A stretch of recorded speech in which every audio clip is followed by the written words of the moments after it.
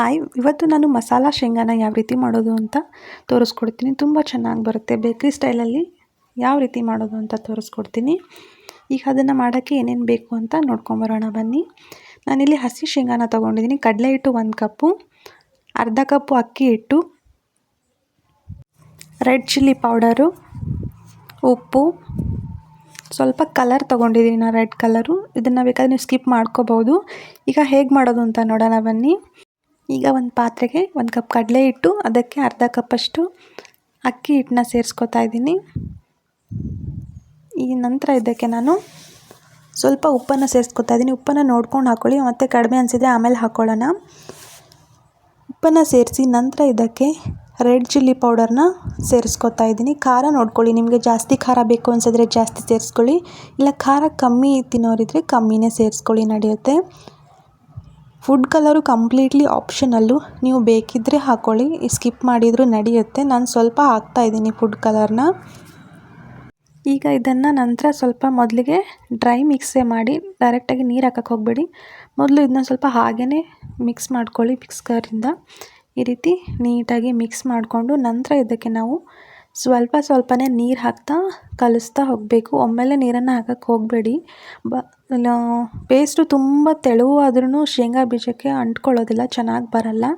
ಅದಕ್ಕೆ ನೋಡಿಕೊಂಡು ಸ್ವಲ್ಪನೇ ನೀರನ್ನು ಸೇರಿಸ್ಕೊಳ್ಳಿ. ನೋಡಿ, ಈ ರೀತಿ ಚೆನ್ನಾಗಿ ಮಿಕ್ಸ್ ಮಾಡ್ತಾ ಹೋಗಿ. ಯಾವುದೇ ರೀತಿ ಗಂಟು ಇರಬಾರ್ದು, ಗಂಟು ಆಗಬಾರ್ದು, ಹಾಗೆ ನೋಡ್ಕೊಳ್ಳಿ. ಚೆನ್ನಾಗಿ ಮಿಕ್ಸ್ ಮಾಡ್ಕೊಳ್ಳಿ ಈ ರೀತಿ. ಯಾರೆಲ್ಲ ನನ್ನ ಚಾನಲ್ನ ಸಬ್ಸ್ಕ್ರೈಬ್ ಮಾಡಿದೆ ಫಸ್ಟ್ ಟೈಮ್ ನೋಡ್ತಾ ಇದ್ದೀರೋ ದಯವಿಟ್ಟು ಸಬ್ಸ್ಕ್ರೈಬ್ ಮಾಡ್ಕೊಳ್ಳಿ, ಲೈಕ್, ಶೇರ್, ಕಾಮೆಂಟ್ ಮಾಡಿ. ಹಾಗೆ ಈ ರೆಸಿಪಿನ ಮನೆಯಲ್ಲಿ ಟ್ರೈ ಮಾಡಿ ಹೇಗೆ ಬಂದಿತ್ತು ಅಂತ ನನಗೆ ಕಮೆಂಟ್ ಮೂಲಕ ತಿಳಿಸಿ. ಹಾಗೆ ಬೇರೆ ಒಳ್ಳೊಳ್ಳೆ ರೆಸಿಪೀಸ್ ಕೂಡ ನನ್ನ ಚಾನಲಲ್ಲಿ ಇದ್ದಾವೆ, ಒಂದು ಸತಿ ಚೆಕ್ ಮಾಡಿ ನೋಡಿ. ಈ ರೀತಿ ಮಿಕ್ಸ್ ಮಾಡ್ಕೊಳ್ಳಿ. ತುಂಬ ಗಟ್ಟಿ ಅನಿಸಿದ್ರೆ ಸ್ವಲ್ಪ ನೀರನ್ನು ಹಾಕುವಂತ ಹಾಗೆ ಮಿಕ್ಸ್ ಮಾಡ್ಕೊತ ಹೋಗಿ. ನೋಡಿ, ಈ ರೀತಿ ಚೆನ್ನಾಗಿ ಬೀಟ್ ಮಾಡ್ಕೊಳ್ಳಿ.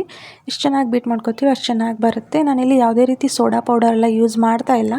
ಬರೀ ಕಡಲೆ ಹಿಟ್ಟು, ಅಕ್ಕಿ ಹಿಟ್ಟು, ಉಪ್ಪು ಮತ್ತು ಖಾರದ ಪುಡಿ, ಸ್ವಲ್ಪ ಕಲರಿಂಗ್ ಏಜೆಂಟ್ನ ಯೂಸ್ ಮಾಡಿದ್ದೀನಿ ಅಷ್ಟೇ.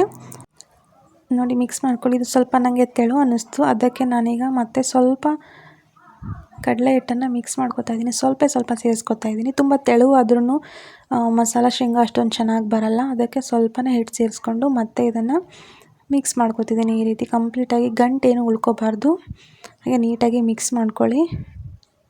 ನೋಡಿ, ಇಷ್ಟ ಆದರೆ ಸಾಕಾಗುತ್ತೆ ಕನ್ಸಿಸ್ಟೆನ್ಸಿ. ನಂತರ ಇದಕ್ಕೆ ನಾವು ಏನು ಶೇಂಗಾ ಬೀಜನ ತೊಗೊಂಡಿದ್ವಲ್ಲ ಅದನ್ನು ಈ ರೀತಿ ಹಾಕೋತಿದ್ದೀನಿ. ಇದಕ್ಕೆ ಕಡಲೆ ಬೀಜ ಅಂತಲೂ ಕೂಡ ಕರೀತಾರೆ ಕೆಲವೊಂದು ಸೈಡು. ಇದನ್ನು ಹಾಕೊಂಬಿಟ್ಟು ಚೆನ್ನಾಗಿ ಮಿಕ್ಸ್ ಮಾಡ್ಕೊಳ್ಳಿ. ಶೇಂಗಾ ಎಲ್ಲ ಕವರ್ ಆಗಬೇಕು ಹಿಟ್ಟಿನಿಂದ, ಆ ರೀತಿ ಚೆನ್ನಾಗಿ ನೋಡಿ ಈ ರೀತಿ ಮಿಕ್ಸ್ ಮಾಡ್ಕೊಳ್ಳಿ.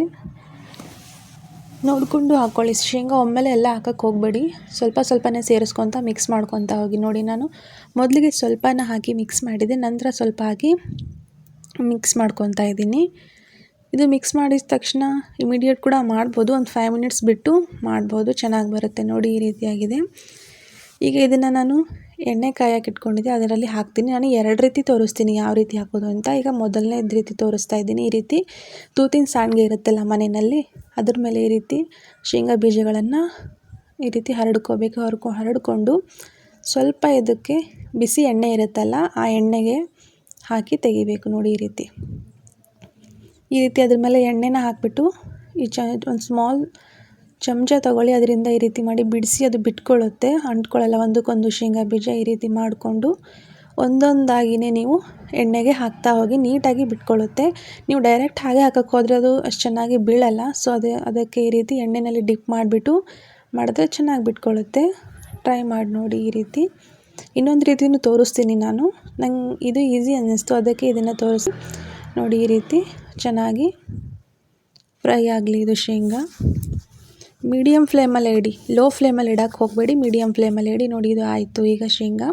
ಈಗ ಇನ್ನೊಂದು ರೀತಿ ಯಾವ ರೀತಿ ಮಾಡೋದು ಅಂತ ತೋರಿಸ್ತೀನಿ. ಈ ರೀತಿ ಕೈಯಿಂದನೇ ಡೈರೆಕ್ಟ್ ಬಿಟ್ಕೋಬೋದು, ಎಣ್ಣೆ ಸಿಡಿಯುತ್ತೆ, ಹುಷಾರು ನೋಡ್ಕೊಂಡು ಮಾಡಿ. ಅದಕ್ಕೆ ನಾನು ಫಸ್ಟ್ನೇದೇ ಪ್ರಿಫರ್ ಮಾಡ್ತೀನಿ, ಅದು ಅಷ್ಟೊಂದು ಎಣ್ಣೆ ಎಲ್ಲ ಸಿಡಿಯಲ್ಲ. ಇದಕ್ಕೆ ಕೈಯಿಂದ ಬಿಡ್ತಿರ್ತೀವಲ್ಲ, ಸೊ ಎಣ್ಣೆ ಸಿಡಿಯೋ ಚಾನ್ಸಸ್ ಇರುತ್ತೆ, ಸ್ವಲ್ಪ ಕೇರ್ಫುಲ್ಲಾಗಿ ಮಾಡಿ. ನಾನು 2 ರೀತಿ ತೋರಿಸಿದ್ದೀನಿ, ನಿಮಗೆ ಯಾವುದು ಕಂಫರ್ಟೇಬಲ್ ಅನಿಸುತ್ತೋ ಅದನ್ನು ಟ್ರೈ ಮಾಡಿ. ನೋಡಿ, ಈ ರೀತಿ ಚೆನ್ನಾಗಿ ಫ್ರೈ ಮಾಡಿ. ಈಗ ಇದು ಆಗಿದೆ, ಫೈನಲಾಗಿ ಮಸಾಲ ಶೇಂಗಾ ರೆಡಿ ಆಯಿತು. ಹೀಗೆ ಸಪೋರ್ಟ್ ಮಾಡ್ತಾಯಿರಿ ನನ್ನ ಚಾನಲ್ಗೆ. ಲೈಕ್, ಶೇರ್, ಕಮೆಂಟ್ ಕೂಡ ಮಾಡಿ. Thank you for watching.